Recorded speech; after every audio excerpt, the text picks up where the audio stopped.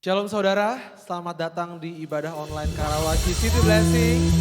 Senang sekali bisa berjumpa dengan saudara, kita bisa berkumpul bersama dimanapun saudara berada. Mari kita siapkan hati kita mau memuji dan menyembah namanya. Haleluya.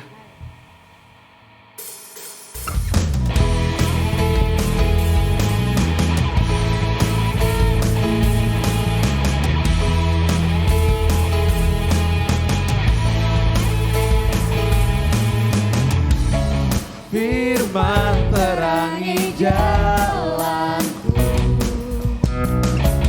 perisa iman di setiap waktu, lindungiku dari segala, tak pernah ku ragu karena Dia bersamaku, setia menjaga dengan kuasa mulia. Hanya di dalam namanya Yesus, Dia sumber pengharapan di sepanjang hidupku. Hanya di dalam kuasanya pasti tersedia kemenangan bagiku selama-lamanya.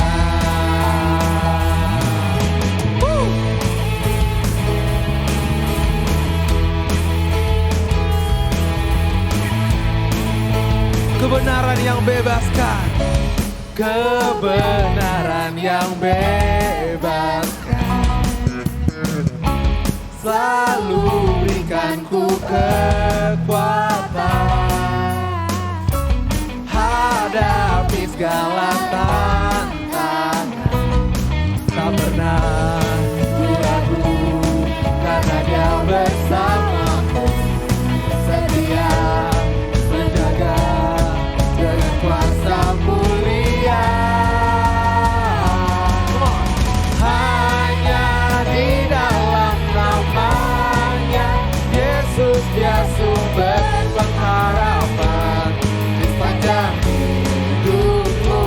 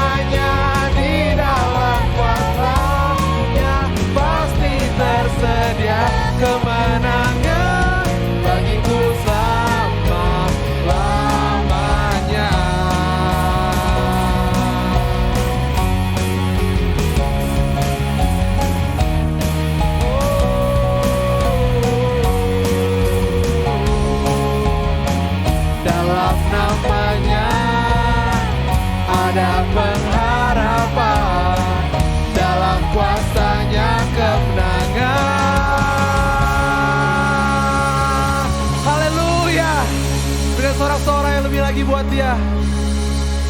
Thank you Jesus. Oh, thank you Lord. Engkau yang terlebih besar Tuhan. Kami mau masuk lebih dalam lagi dalam hadirat-Mu Tuhan.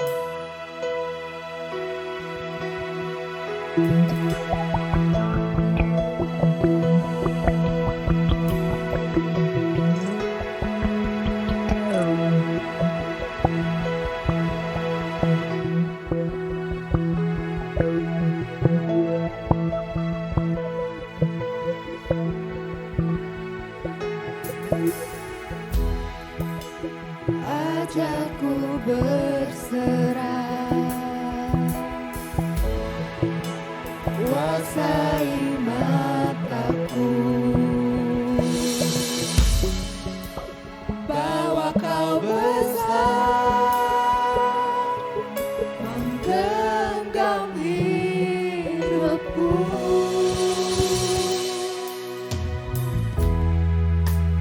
Walau ku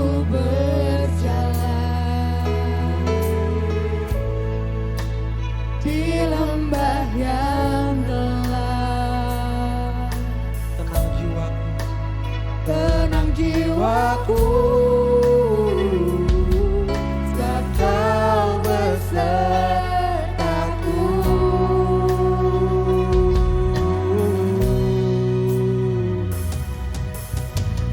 Selama ku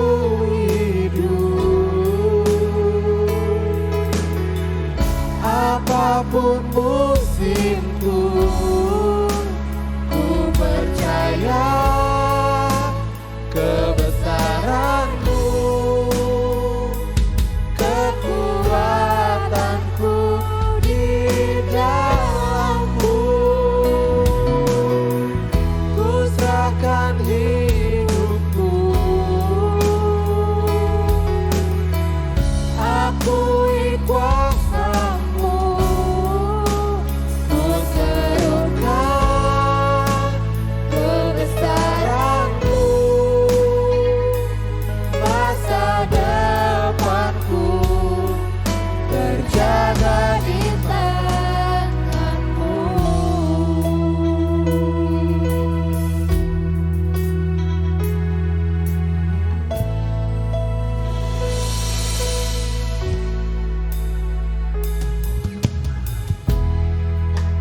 Ajarku berserah, ajar kami Tuhan, kuasai mataku, bahwa Kau besar, menggenggam hidupku.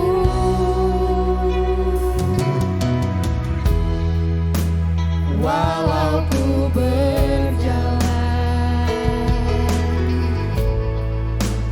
di lembah yang gelap,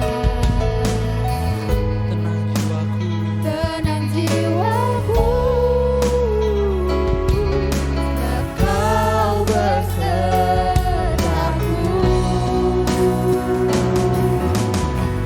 Selama ku hidup, apapun musimku,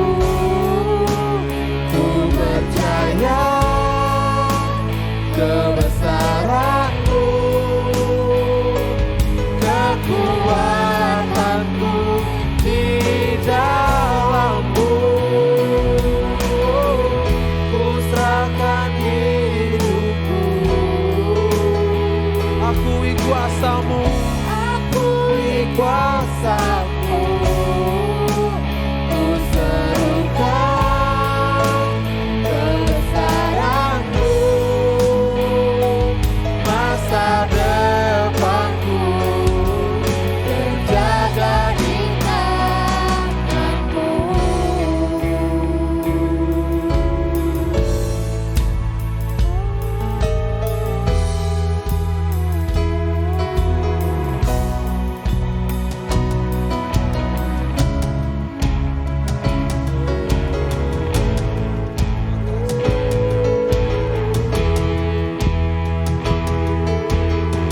Engkau yang berkuasa. Kau yang berkuasa, surga bumi kan menyembah Yesus Raja segalanya. Kau yang berdaulat, surga bumi kan menyembah Yesus Raja selamat. Kau yang berkuasa, surga bumi kan menyembah Yesus Raja segalanya. Kau yang berdaulat, surga bumi kan menyembah Yesus Raja selamanya.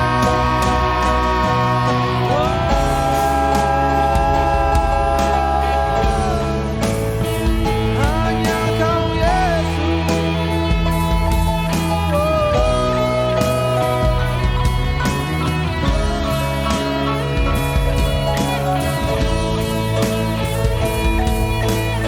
Terima kasih Tuhan.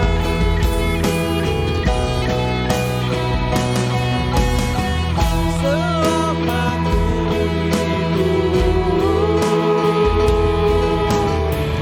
apapun musimku, ku percaya kebesaran-Mu, kekuatanku di dalam-Mu. Ku serahkan hidupku, akui kuasa-Mu. Ku serukan kebesaran-Mu, masa depanku terjaga di tangan-Mu.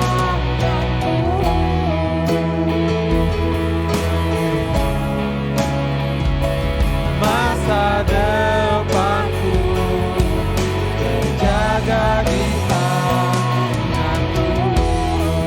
Masa depanku, masa depanku terjaga di tangan-Mu.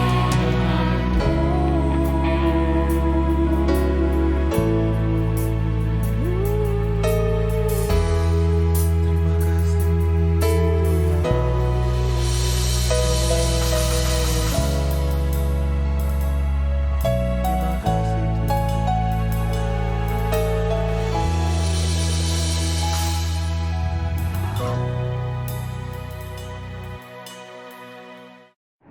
Bapak Ibu Saudara yang terkasih dalam Tuhan, mari sama-sama kita berdoa. Bapa Surgawi yang kami sembah di dalam nama Tuhan Yesus, kami bersyukur kepadamu untuk hari ini, hari yang Tuhan jadikan.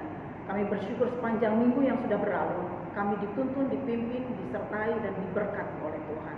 Kami bersyukur pada pagi hari ini, Tuhan, di minggu yang baru ini, kembali Tuhan hendak berbicara kepada kami lewat kebenaran firman-Mu.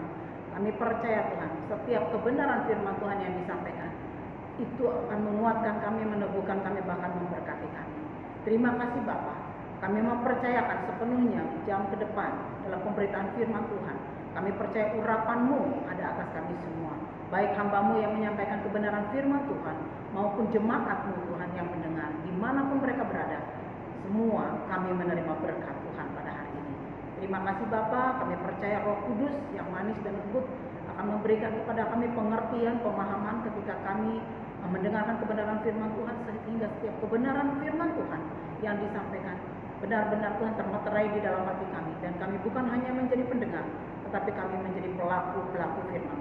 Terpujilah Tuhan, di dalam nama Tuhan Yesus kami bersyukur kepadamu. Haleluya, amin. Shalom Bapak Ibu yang terkasih di dalam Yesus Kristus, kita bersyukur kepada Tuhan untuk hari yang Tuhan beri pada hari ini. Kita bersyukur karena kita tahu semua yang terjadi dalam hidup kita itu adalah karena kasih karunia Tuhan. Kalau kita ada sampai saat ini oleh karena anugerah Tuhan. Kita bersyukur untuk kesehatan, kita bersyukur untuk kekuatan yang Tuhan beri sampai saat ini. Ya, kita dimanapun Bapak Ibu Saudara berada yang mengikuti ibadah online pada hari ini, kami percaya bahwa Tuhan menyertai dan memberkati Bapak Ibu Saudara semua. Saat ini saya akan membagikan kebenaran firman Tuhan berbicara tentang arahkan pandanganmu kepada Tuhan, mengarahkan pandangan kita kepada Tuhan. Ya, kalau kita melihat, kalau kita tahu supaya kita dituntun dengan arah yang benar, kita pernah belajar dengan mata angin. Ada utara, ada selatan, ada barat, dan ada timur. Nah, arah mata angin itu menuntun, mengarahkan kita kepada satu tujuan yang pasti. Ya, pada saat misalnya pergi ke hutan, kita membawa mata angin supaya apa? Supaya kita tidak tersesat. Jadi pada saat kita berjalan diarahkan ke utara, ke selatan. Kalau kita tidak mengikuti arah yang benar, maka pasti kita tersesat, pasti kita salah jalan. Tetapi ketika kita mengikuti arahan mata angin yang ada ke utara, ke selatan, atau ke barat, bahkan ke timur, maka kita pasti tidak akan tersesat. Karena arahan itu akan menuntun kita kepada jalan yang benar. Nah, sekarang kita mau belajar. Ada satu pelajaran yang luar biasa, yaitu dari kitab Tawarikh 27 ayat 1 sampai 8, berbicara tentang Raja Yotam. Oke. Namun sebelumnya nanti kita akan menjelaskan bagaimana kehidupan daripada orang tua daripada Yotam, bahkan anaknya Yotam. Ini berkaitan dengan luar biasa. Saya akan bacakan firman Tuhan di dalam 2 Tawarikh pasal 27 ayat 1 sampai dengan yang ke-8. Demikian firman Tuhan. Yotam berumur 25 tahun pada waktu ia menjadi raja, dan 16 tahun lamanya ia memerintah di Yerusalem. Nama ibunya ialah Yerusa, anak Zadok. Ia melakukan apa yang benar di mata Tuhan, tepat seperti yang dilakukan Uzia ayahnya. Hanya ia tidak memasuki bait Tuhan, tetapi rakyat masih saja melakukan hal yang merusak. Ia mendirikan pintu gerbang tinggi di rumah Tuhan dan mengadakan banyak pembangunan pada tembok Ofel. Ia mendirikan juga kota-kota pegunungan Yehuda dan benteng-benteng serta menara-menara di hutan-hutan. Ia berperang melawan Raja Bani Amon dan mengalahkannya, sehingga pada tahun itu juga Bani Amon membayar kepadanya 100 talenta perak, 10.000 kor gandum, dan 10.000 kor jelai. Juga pada tahun kedua dan ketiga Bani Amon membawa upeti kepadanya. Yotam menjadi kuat karena ia mengarahkan hidupnya kepada Tuhan Allahnya. Selebihnya dari riwayat Yotam, segala peperangan dan tingkah langkahnya sesungguhnya semuanya tertulis dalam kitab Raja-Raja Israel dan Yehuda.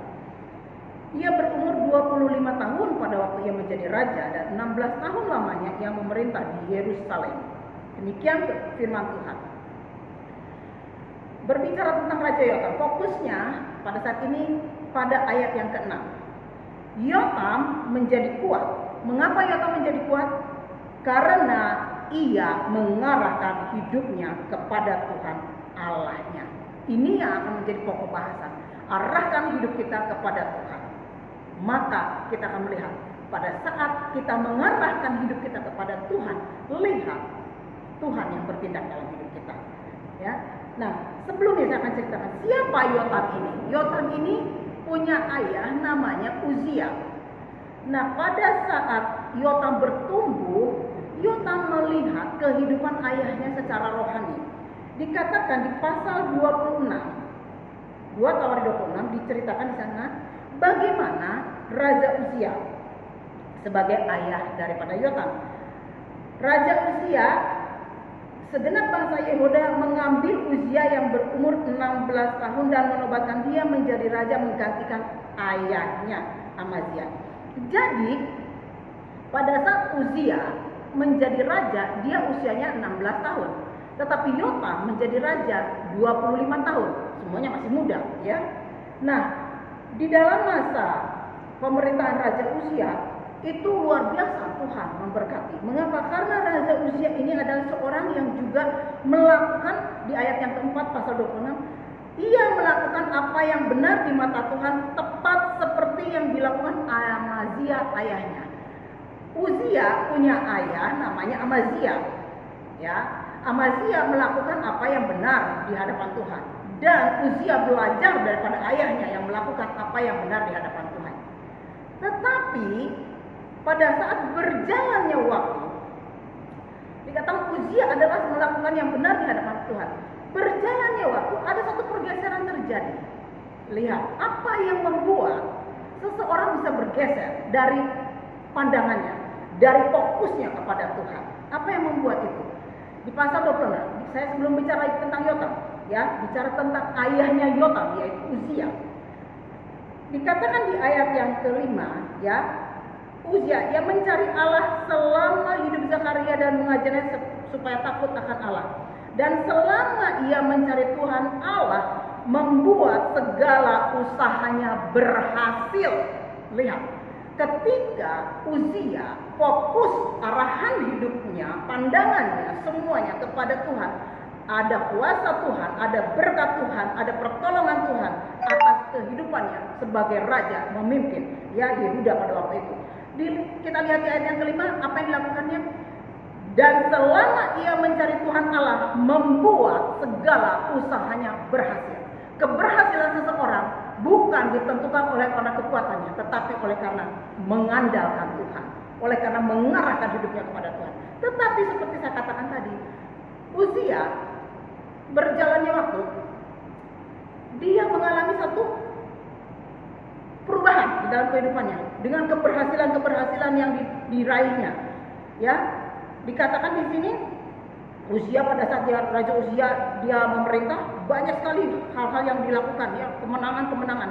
Dikatakan di ayat ke-8, namanya termasyhur sampai ke Mesir karena kekuatan yang besar.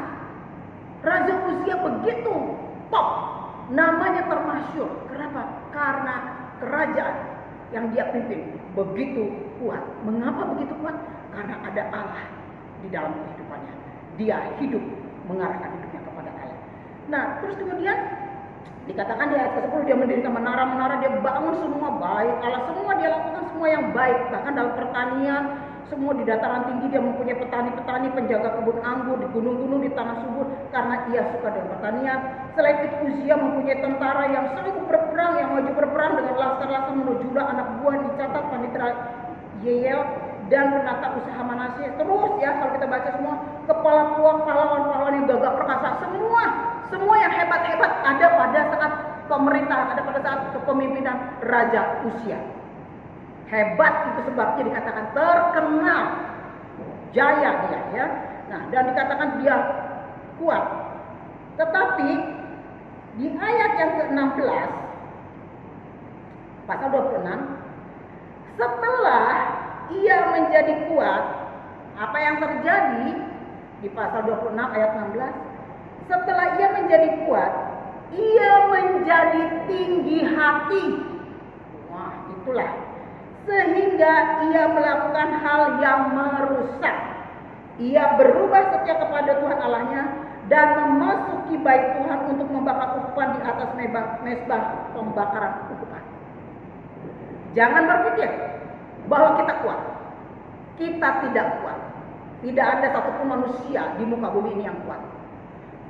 Pada saat Raja Uzia dengan popularitasnya, dengan kejayaannya, dengan kekuasaannya, dengan harta bendanya, dengan semua kemasyhurannya, dia punya tentara, punya semua, dia membangun. Ternyata di ayat yang ke-16 dikatakan, mulai dia menjadi apa? Tinggi hati. Awal suatu kehancuran adalah kesombongan. Lihat, perubahan terjadi pada saat seseorang sudah mulai punya popularitas, punya kuasa, punya kekuatan. Dia merasakan bahwa itu karena dia. Padahal yang membuat dia menjadi hebat siapa tadi? Pada saat dia mengarahkan hidupnya kepada Tuhan, pada saat dia fokus kepada Tuhan, pada saat dia mengandalkan Tuhan. Lihat, Tuhan berkarya dalam hidupnya. Dan dia menjadi termasyhur dan kuat dengan semua tentara yang hebat dan kekayaan yang luar biasa. Tetapi dengan berjalannya waktu terjadi satu perubahan. Jangan berpikir bahwa manusia tidak bisa berubah. Manusia bisa berubah, siapapun juga bisa berubah. Pada saat ini mengandalkan Tuhan, besok bisa lain ceritanya. Mengapa? Karena arah hidupnya sudah berbeda. Pada saat arah kita melenceng, bukan lagi kepada Tuhan, itu sebabnya penting sekali mengarahkan. Mengarahkan itu berbicara tentang mata. Mata ada dua, mata hati, mata jasmani. Mata hati kita, mata rohani kita harus dibentuk. Mata rohani kita harus dijaga. Sehingga mata rohani kita fokus pada Tuhan pada saat kita berjalan dalam Tuhan. Itu sebabnya dikatakan kalau Rasul Paulus katakan, aku telah mengakhiri pertandingan dengan baik. Karena bisa di tengah jalan seseorang bergeser di dalam imannya pada Kristus. Mengapa bisa bergeser? Pengaruh daripada kekayaan, pengaruh daripada kehormatan, pengaruh daripada kuasa, pujian, semua itu bisa menjadikan seorang jatuh. Dan lihat siapa Uzia, tadi diceritakan dia sebagai orang yang benar di hadapan Tuhan, tetapi bisa bergeser sampai menjadi tinggi hati. Dan apa yang diterima akibat dari perbuatannya, dia kena kusta bahkan sampai akhir hidupnya.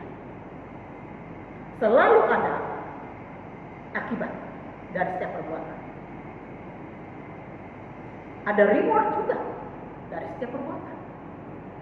Di sini dia merasa dia punya power, sehingga pada saat dia menjadi hebat, dia melangkahi imam-imam yang harusnya dia tidak melakukan itu.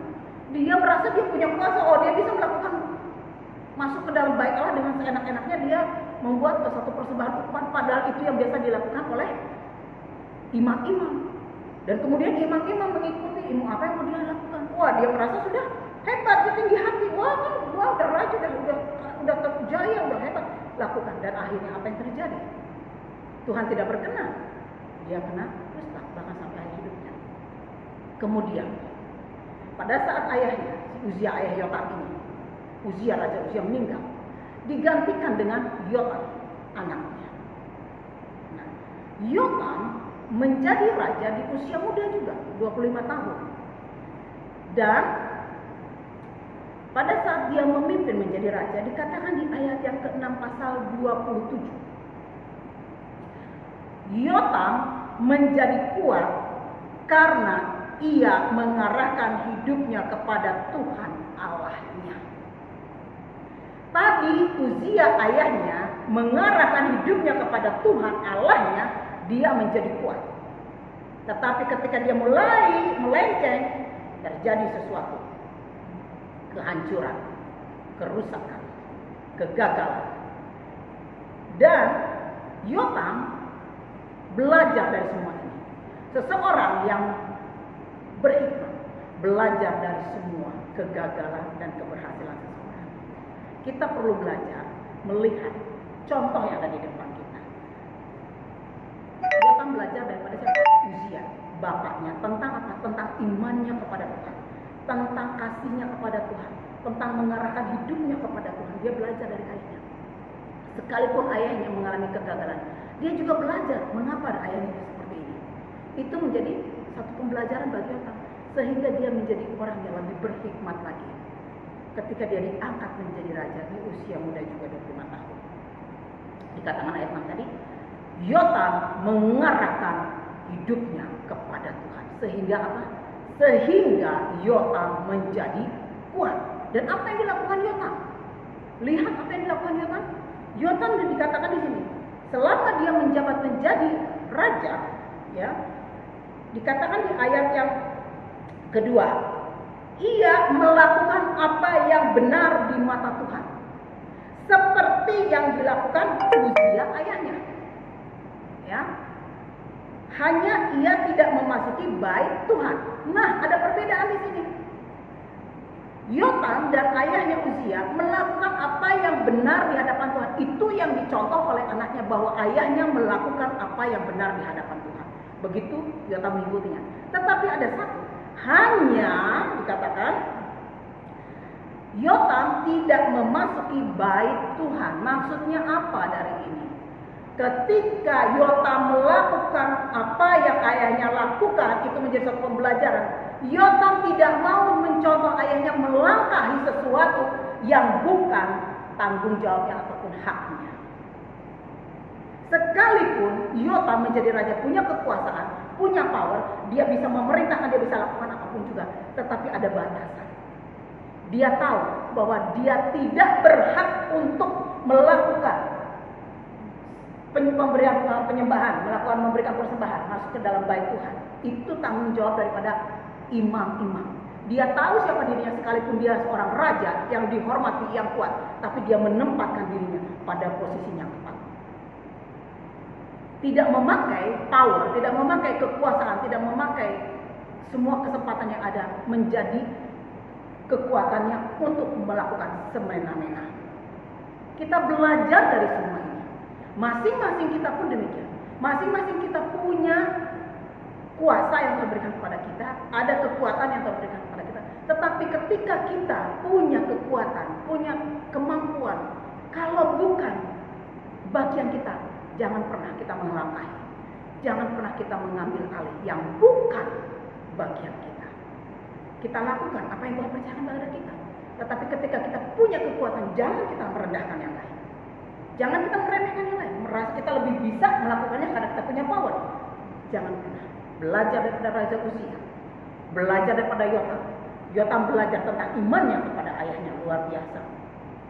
Tetapi Yotam belajar ketaatan. Dan belajar menempatkan diri di posisi yang semestinya. Dia tidak memakai kesempatan, tidak memakai kekuatan untuk dia masuk ke area yang bukan bagiannya. Lihat di sini pengendalian dirinya luar biasa, ketaatannya luar biasa, ya. Dan dia tidak menunjukkan keangkuhan. Pada saat seseorang memasuki area yang bukan miliknya, yang bukan haknya, itu adalah kesombongan. Lihat di sini apa yang dilakukan oleh Yotam. Dia mendirikan pintu gerbang tinggi, banyak sekali pembangunan yang dilakukan. Di rumah Tuhan mengadakan banyak pembangunan pada tembok Ofel. Dia mendirikan juga kota-kota pegunungan Yehuda dan benteng-benteng serta menara-menara di hutan-hutan. Kemudian ia berperang melawan Raja Bani Amon dan mengalahkannya, sehingga pada tahun itu juga Bani Amon membayar kepadanya 100 talenta perak, 10.000 kor gandum, 10.000 ekor jelai. Juga pada tahun kedua, ketiga Bani Amon membawa upeti kepadanya. Lihat apa yang diterima oleh Yotam oleh karena apa yang dilakukannya. Berkat-berkat itu mengikutinya. Pada saat Yotam setia dan mengarahkan pandangannya kepada Tuhan, Allah penciptanya, Allah yang memberikan kekuatan kepadanya. Pada saat dia mengarahkan itu, dia mulai membangun banyak hal. Sampai menara-menara, ke hutan-hutan, semua dia jangkau, semua dia lakukan. Bahkan dikatakan di ayat yang kelima, ia berperang melawan Raja Bani Amon. Jadi dia punya kekuatan, tapi dia tidak memerintahkan orang saja. Dia ikut masuk di dalamnya, ikut berperang. Satu sikap yang hati yang luar biasa. Dia sebagai raja, bisa aja dia diam di kerajaan, perintahkan semua tentara-tentaranya untuk berperang. Tapi dia tidak lakukan itu. Dia pun ikut masuk dalam medan pertempuran. Dia pun ikut berperang di dalamnya. Ada kerendahan hati. Sebagai seorang raja, dia turun. Dia sama dengan yang lainnya. Itu adalah Yotam. Ya. Kita bisa melihat bagaimana Yotam. Sehingga dikatakan di dalam firman Tuhan di sini, dia menerima banyak kiriman-kiriman. Oleh karena apa? Oleh karena semakin jaya, semakin kuat, semakin hebat, Yotam menjadi kuat, menjadi hebat, sama seperti bapaknya terkenal, termasyhur oleh karena kekuatannya. Bahkan sampai negeri-negeri lain juga membawa tadi seperti itu, Bani Amon membawa upeti kepadanya. Oleh karena apa? Oleh karena kekuatan yang luar biasa. Ya, kita melihat dari sini. Dan selebihnya dari riwayat Yotam, segala peperangan tingkah lakunya, semuanya itu tertulis di dalam kitab Raja-Raja. Nah, ia berumur 25 tahun tadi dikatakan pada saat dia menjadi raja. Berapa lama Yotam memerintah menjadi raja? 16 tahun. Jadi singkat, karena dia meninggal di usia 41 sekitar dia meninggal. Jadi Yotam itu waktu dia menjadi raja 25 tahun, 16 tahun dia memerintah, dan setelah itu dia meninggal. Tetapi di dalam kehidupannya selama 16 tahun adalah kehidupan yang berkualitas. Kehidupan yang luar biasa. Kehidupan yang terus berjalan di dalam Tuhan. Itulah Bapak Ibu yang kita rindukan. Sampai di akhir hidup kita, di garis finish, kita tetap berada di dalam Tuhan.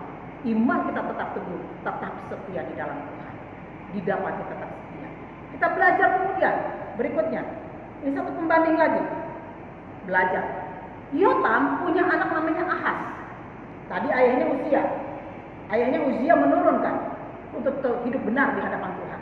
Kemudian Yotam mengikuti ayahnya, taat kepada Tuhan dan mengarahkan hidup kepada Tuhan dan mengandalkan Tuhan. Kemudian Yotam punya anak namanya Ahaz. Bagaimana hidup Ahaz? Wow, keluarga. Sekali lagi saya mau sampaikan di sini, Bapak Ibu saudara semua yang terkasih di dalam Yesus Kristus. Seorang bapak yang hidup benar belum tentu anaknya akan hidup benar. Ini satu contoh. Ini saya sampaikan satu pembelajaran bagi kita. Kalau bapaknya benar pasti anaknya benar, belum tentu, karena hidup itu pilihan. Pada saat Yotam mengatakan, aku mengarahkan hidupku kepada Tuhan, itu adalah keputusan Yotam.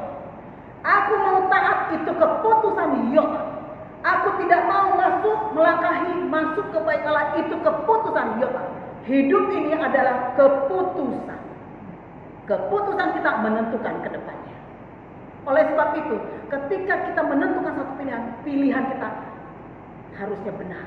Kepada siapa kita berharap, kepada siapa kita arahkan hidup kita. Lihat, Yotam dikatakan seorang yang hidup benar di hadapan Tuhan, dan Yotam diberkati Tuhan menjadi seorang raja yang kuat sampai akhir hidupnya. Dia tetap setia di dalam Tuhan. Sekalipun orang-orang tidak suka kepadanya, dia tetap berada di dalam Tuhan. Itu Yotam. Tetapi kemudian dia punya anak, anaknya Ahaz. Apa yang dilakukan anaknya? Jahat dari awal sampai akhir. Bisa begitu? Bisa. Mengapa? Karena masing-masing kita punya pilihan. Masing-masing kita punya kehendak. Tergantung kita mau memilih kemana saya melangkah. Keputusan itu kita yang mengambil. Saya mau menaruh hidup saya di dalam tangan Tuhan atau menaruh hidup saya kepada dunia ini. Saya mau mengarahkan hidup saya kepada Tuhan atau kepada kesenangan dunia ini. Itu tergantung. Ternyata Ahaz menaruh pilihannya kepada dunia. Dan apa yang terjadi di dalam kehidupannya Ahaz? Waduh, mengerikan sekali apa yang dilakukan Ahaz. Bapaknya seorang yang mengasihi Tuhan. Dia sudah melihat bagaimana contoh nyata Tuhan memberkati bapaknya. Ternyata Ahaz itu pada saat Ahaz berumur 20 tahun pada waktu ia menjadi raja, lebih muda dari bapaknya, dan 16 tahun lamanya ia memerintah. Ahaz menjadi raja berumur 20 tahun. 16 tahun sama seperti ayahnya Yotam, dia menjadi raja memerintah 16 tahun. Tetapi selama 16 tahun kesempatan yang diberikan kepada Ahaz tidak dipergunakan dengan sebaik-baiknya. Tidak dia arahkan hidupnya kepada Tuhan, padahal dia sudah melihat contoh yang luar biasa, yaitu ayahnya. Begitu luar biasa dipakai Tuhan. Dia malah berbalik jauh daripada itu. Ia tidak melakukan apa yang benar kepada Tuhan, di mata Tuhan. Tapi ia hidup menurut kelakuan raja-raja Israel. Bahkan apa yang dia lakukan? Pertama, dia membuat patung-patung tuangan untuk Baal. Dia membakar juga korban, ya, di Lebak Hinnom. Dan dia yang lebih mengerikan lagi, dia membakar anaknya sendiri. Dia membakar anaknya sendiri, dipersembahkan untuk korban dalam api, sesuai dengan perbuatan-perbuatan keji, karena dia menyembah kepada Baal. Apa ya dalam? Ia mempersembahkan korban di bukit-bukit pengorbanan dan di tempat-tempat yang tinggi, di bawah tiap-tiap pohon rimbun. Sebab itu Tuhan Allahnya menyerahkannya ke dalam tangan orang Aram. Dia mengalami kekalahan yang luar biasa. Dia ditawan, bahkan dia ditekan. Bahkan kalau kita baca selanjutnya, ada raja-raja yang lain seperti itu. Kita melihat raja-raja yang lain justru semakin menekan dia, dan dia semakin terpuruk. Kerajaannya semakin hancur. Kita melihat di sini ada perbandingan yaitu Raja Uzia, seorang raja yang benar, tetapi di tengah jalan dia sombong, akhirnya dia mengalami kejatuhan. Ada seorang lagi anaknya Raja Yotam, dari awal dia hidup mengarahkan hidupnya kepada Tuhan sampai akhir hidupnya, di garis finish dia berada di dalam Tuhan.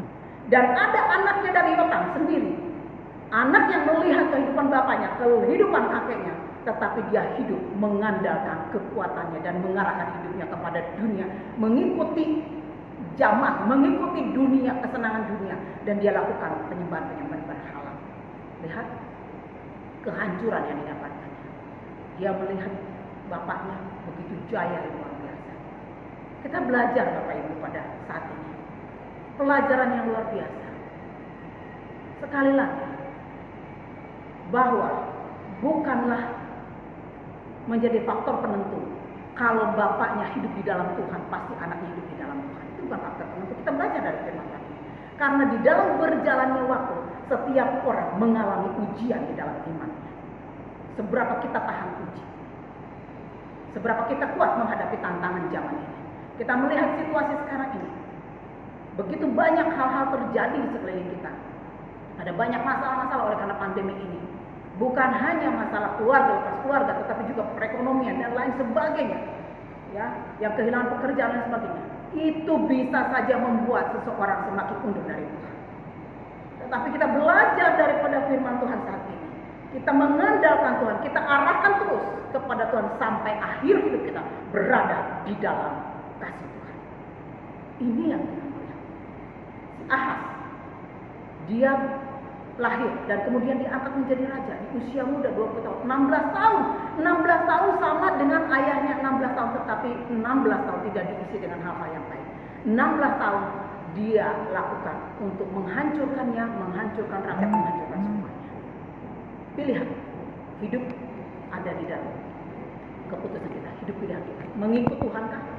Mengarahkan hidup kepada Tuhankah? Fokus kepada Tuhankah? Dia yang sudah mati bagi kita, yang sudah menebus kita, sudah melakukan yang terbaik bagi kita.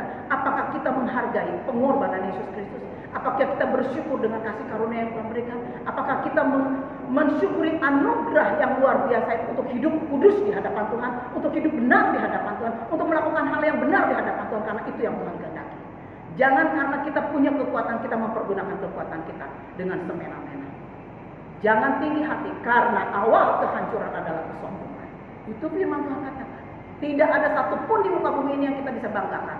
Apapun, karena semua hanya oleh anugerah Tuhan. Mari kita baca firman Tuhan di dalam Matius 6 ayat 22. Ya, saya akan bacakan. Matius 6 ayat 22. Sebelum saya mengakhiri firman Tuhan pada saat ini. Matius 6 ayat 22. Oke, sebentar ya Bapak Ibu, saya bukakan. Matius 6 ayat 22. Dikatakan demikian firman Tuhan. Mata adalah pelita tubuh. Jika matamu baik, teranglah seluruh tubuhmu. Jika matamu jahat, gelaplah seluruh tubuhmu. Jadi jika terang yang ada padamu gelap, betapa gelapnya kegelapan itu. Bisa kita pahami? Mata pelita tubuh. Mata ini, mata jasmani juga pelita. Kita punya mata rohani yang menuntun kita. Kita ada mata jasmani, diarahkan kemana mata kita? Kita ada mata rohani, dibawa kemana mata rohani? Apakah kita terus mengikuti suara roh dalam hidup kita? Mata pelita tubuh. Kalau mata kita terang, seluruh tubuh kita menjadi terang. Ya. Nah, kemudian kita akan membaca juga di dalam Yeremia 17. Yeremia 17. Saya akan baca di dalam Yeremia 17. Yeremia 17 ayat 7 dan 8. Diberkatilah orang yang mengandalkan Tuhan, yang menaruh harapannya pada Tuhan. Ia akan seperti pohon yang ditanam di tepi air, yang merambatkan akar-akarnya di tepi batang air, dan yang tidak mengalami datangnya panas terik, yang daunnya tetap hijau dan tidak khawatir dalam tahun kering, dan yang tidak berhenti menghasilkan buah. Lihat, kita belajar daripada firman Tuhan. Di dalam kehidupan kita ada firman Tuhan. Cukup untuk kita hari lepas hari memberikan jaminan kekuatan penghiburan untuk kita melalui hari-hari kita ke depan. Apapun yang terjadi di sekeliling kita, belajar daripada Yob pada saat ini. Arahkan hati, arahkan pandangan, arahkan hidupmu kepada penjuna Yesus Kristus, kepada Dia yang sudah menebus kita, yang sudah membenarkan dan melayakkan kita, memenuhi kita dengan anugerahnya. Arahkan kepadanya, karena Dia akan memimpin, menuntun langkahmu. Pada saat kita, tadi saya katakan, berjalan di dalam ketidakmengertian di tengah hutan, ketika kita memegang arah mata angin, kita tahu kemana melangkah. Kita punya, yaitu firman Tuhan yang mengarahkan hidup kita. Firman Tuhan yang berbicara terus waktu demi waktu pada kita. Dan Dia ada di dalam kita. Roh Kudusnya akan menuntun kita pada saat kita mengarahkan hidup kita kepadanya. Firman Tuhan katakan, diberkatilah orang yang mengandalkan Tuhan. Andalkan Tuhan. Lihat, belajar daripada Uzia, belajar daripada Yotam yang mengandalkan Tuhan. Belajar dan juga daripada Ahaz yang mengandalkan kekuatannya dan kemampuannya sendiri, memakai kekuasaannya sendiri, kehancuran yang didapatkan. Tapi menaruh harapannya kepada Tuhan, ia akan seperti pohon yang ditanam di tepi aliran air, yang akan menghasilkan buahnya pada musimnya, ya, yang merambatkan akar-akarnya di tepi batang air, tidak mengalami panas terik. Mengapa? Dia dekat dengan sumber. Kemudian daunnya tetap hijau. Dan dia tak perlu khawatir dengan tahun kering, ada kekeringan. Sekarang ini ada pandemi yang ada melanda dunia ini. Ada goncangan yang terjadi di mana-mana di dunia ini. Tidak perlu khawatir, dikatakan Tuhan, dalam kondisi tahun kering, dalam tahun paceklik, dalam kondisi kesulitan. Tidak perlu khawatir. Mengapa? Mengapa? Karena mengandalkan Tuhan. Karena fokus kepada Tuhan. Karena mengarahkan hidup kita kepada Tuhan. Kepada Dia yang akan menuntun langkah kita di dalam jalan kebenaran. Mari Bapak Ibu, sehingga dikatakan firman Tuhan yang tidak berhenti menghasilkan buah. Kita mau demikian. Kita mau bahwa kita tidak akan pernah berhenti menghasilkan buah. Itu kerinduan hati kita. Apa yang harus kita lakukan? Belajar daripada Yotam. Dia mengarahkan hidupnya kepada Tuhan. Itu adalah keputusan, bukan kata orang, bukan disuruh orang, tetapi keputusan kita hari ini. Aku mau mempercayakan hidupku di dalam tangan Tuhan. Dan aku mau mengarahkan hidupku kepada Tuhan. Karena aku tahu Dia adalah pemimpin yang benar. Dan Dia akan menuntun langkahku pasti di dalam kebenaran. Maka dikatakan firman Tuhan, gak perlu khawatir menghadapi apapun juga ada. Karena kekuatan yang baru Tuhan berikan kepada kita. Seperti Yotam dikatakan, dia semakin kuat, semakin jaya, semakin luar biasa, maju berkembang. Ada pembangunan di sana, pembangunan di sini semua. Bahkan dari mana-mana dikirimkan berkat kepadanya. Mengapa? Karena dia mengandalkan Tuhan, karena dia arahkan hidupnya kepada Tuhan. Dia tidak pakai hidupnya hanya untuk dirinya, tapi dia taruh di dalam tangan Tuhan. Mari Bapak Ibu, saya sudah selesai berbicara. Biarlah firman Tuhan yang termeterai dalam hati kita. Dan kita pada saat menjalani hari-hari kita ke depan, ingat, belajar dari ketiga contoh ini. Ya, bahwa apa yang kita tabungan pasti kita akan mulai. Belajar dari situ. Ketika kita menabur di dalam kebenaran, kita akan mulainya. Mari kita tundukkan kepala, kita sama-sama berdoa. Bapa Sorgawi, yang kami sembah di dalam nama Tuhan Yesus, kami mengucap syukur untuk kesempatan kami boleh belajar daripada kebenaran firman Tuhan. Kami belajar dari Uzia, kami belajar dari Raja Yotam, kami belajar juga dari Raja Ahaz. Terima kasih Bapak. Ada pembelajaran-pembelajaran yang luar biasa yang kami dapatkan. Keputusan untuk mengikuti Yesus adalah keputusan pribadi. Oleh karena itu Tuhan, kami bertanggung jawab untuk setiap keputusan kami. Dan kami percaya Tuhan, ketika kami mengarahkan hati, pikiran kami, hidup kami di dalam tangan Tuhan, kami tidak perlu takut karena kami tahu siapa yang akan menuntun kami, siapa yang menjadi petunjuk jalan bagi kami. Terima kasih Bapak. Terima kasih Tuhan. Kami tidak mungkin dan tidak akan tersesat ketika kami mempercayakan hidup kami di dalam tangan Tuhan. Karena Engkau adalah Immanuel yang menyertai langkah kami. Terima kasih Bapak.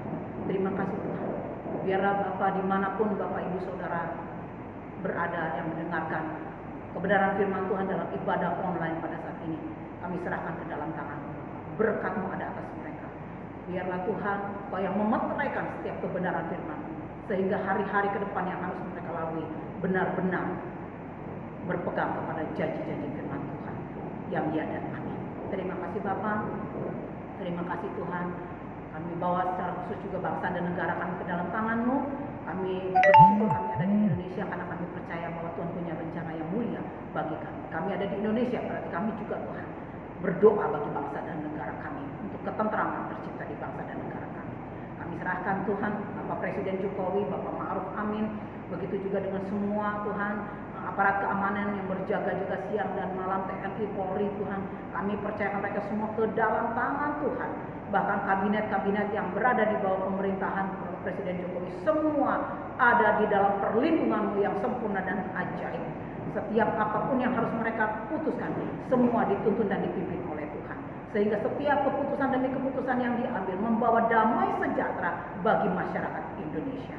Terima kasih Bapak, kami juga berdoa untuk pasien-pasien COVID yang sudah disembuhkan. Kami bersyukur untuk semua pekerjaan Tuhan, untuk kesembuhan mereka. Kami berdoa kalau mereka masih ada yang terbaring Bapak di rumah sakit oleh karena mengalami kena virus COVID, kami serahkan ke dalam tangan Tuhan. Kami percaya Engkau juga memberkati setiap tim medis yang menolong, memberi kepada mereka kesabaran, kekuatan dan perlindungan, sehingga semua Tuhan mereka juga tidak terkena oleh virus COVID ini. Kami percaya Tuhan akan menolong mereka dan menyembuhkan mereka semua. Terima kasih Bapak, terima kasih Tuhan. Kami berdoa untuk perekonomian Indonesia. Kami percaya juga bahwa perekonomian di Indonesia akan bangkit kembali, akan stabil kembali. Tuhan membangkitkan pengusaha-pengusaha yang baru. Tuhan juga menolong mereka, bahkan investor-investor Tuhan kirimkan. Kami percaya Tuhan akan terjadi Tuhan pemulihan di bangsa kami. Terima kasih Bapak, terima kasih Tuhan. Kami percayakan semuanya ke dalam tangan-Mu. Begitu juga Tuhan distribusi vaksin Tuhan di seluruh Indonesia. Biarlah itu semua boleh terdistribusikan dengan baik. Dan semua Tuhan masyarakat Indonesia boleh merespon dengan baik untuk menerima setiap vaksin yang ada. Bapak terima kasih. Berdoa untuk seluruh jemaat Karawaci City Blessing dimanapun berada. Kemanapun mereka pergi, dimanapun mereka bekerja, tangan Tuhan menyertai mereka. Sepanjang minggu ini kami boleh mengalami mujizat dan keajaiban Tuhan. Sepanjang minggu ini kami boleh menikmati firman-Mu yang telah disampaikan termaterai dalam hati kami dan kami boleh lakukan dalam hidup kami. Terima kasih Bapak, terpujilah nama Tuhan. Di dalam nama Tuhan Yesus kami sudah berdoa dan bersyukur. Bapak Ibu Saudara terkasih, mari terima berkat Tuhan. Anugerah dari Allah Bapa dan kasih sayang daripada Yesus Kristus yang sempurna, serta persekutuan di dalam Roh Kudus senantiasa menyertai langkah-langkah kita dari saat ini sampai selama-lamanya. Di dalam nama Tuhan Yesus kita yang sudah diberkati berkata, amin. Selamat pagi, Tuhan Yesus memberkati.